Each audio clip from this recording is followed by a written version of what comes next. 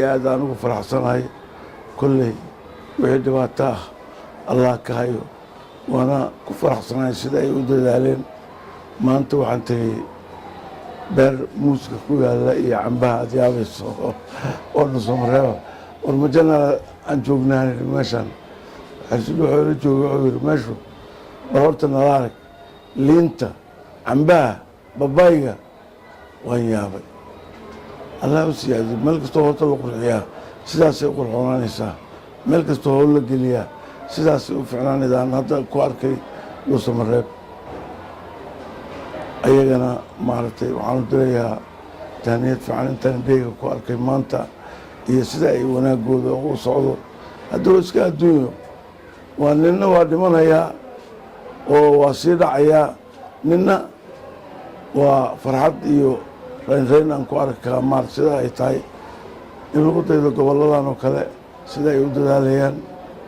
haddii xamar waa caasimaddii weyneed iyadu kolley waa ka howl badan tahay meeshan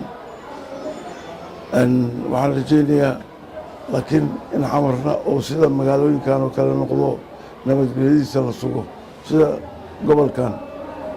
galgaduud ay u sugan tahay maanta idana waxaanu soo baxay aroosamaadu furanto iimaankiyo kalgacalkuna isku keena maalin